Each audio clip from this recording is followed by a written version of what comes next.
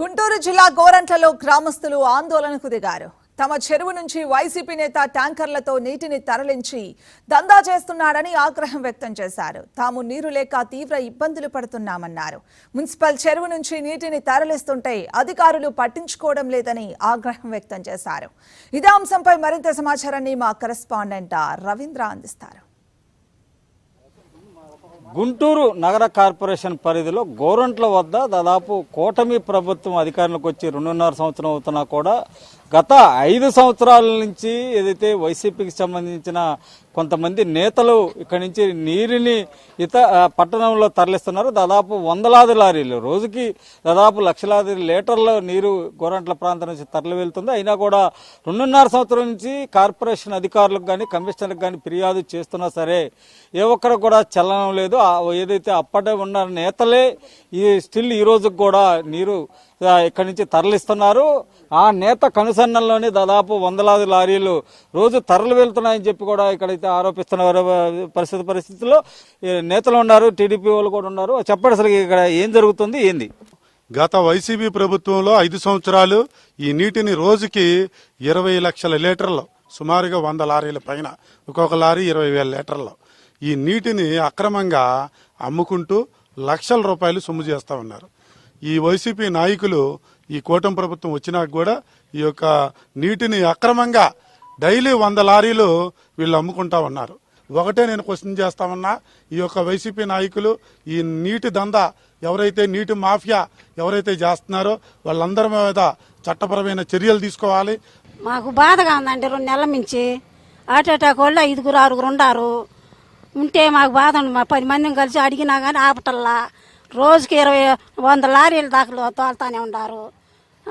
మరి చెప్పిన ఇంటల్లా, అందుకని మాకు బాధగా ఉండి రోడ్డు అంతా పగిలిపోయింది, పైపులు పగిలిపోయినాయి. అందుకని మేము ఇది పెటిషన్ పెట్టాము. ముఖ్యంగా గత 3-4 నెలల నుంచి మళ్ళీ ఈ పని యథావిధిగా వీళ్ళు చేస్తున్నారు.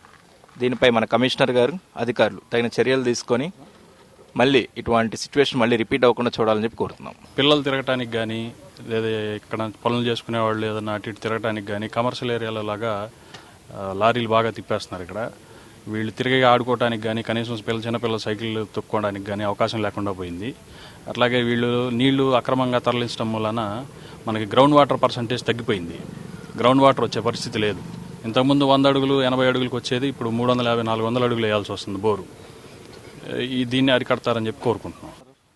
ఈ గత 10 సంవత్సరాల నుంచి కూడా ఈ అక్రమ నీటి దందా బాగా సాగుతుందండి. గతంలో వైసీపీ గవర్నమెంట్లో చేసిన నాయకులే ఇప్పుడు కూడా దాన్ని చేస్తున్నారు. గ్రామస్తులందరూ ఎన్నిసార్లు మొరబెట్టుకున్న ఆఫీసర్లకు కానీ లేకపోతే అధికారులకి అందరికీ వాళ్ళకు కూడా ఏది నీళ్ళ ట్యాంకీలు అమ్మే వాళ్ళకి కూడా ఎన్నిసార్లు మొరబెట్టుకున్నా వాళ్ళైతే ఈ వ్యాపారాన్ని ఆపట్లేదు. ఆపకపోగా ఏం చేస్తున్నారంటే దౌర్జన్యం చేస్తున్నారు. ఎవరైతే అడుగుతారో వాళ్ళ మీదకి దౌర్జన్యంకి వస్తున్నారు. ఈ ఉన్న గోరంట్లో ఉన్న వాటర్ ప్లాంట్లకి దేనికి కూడా పర్మిషన్ లేవు.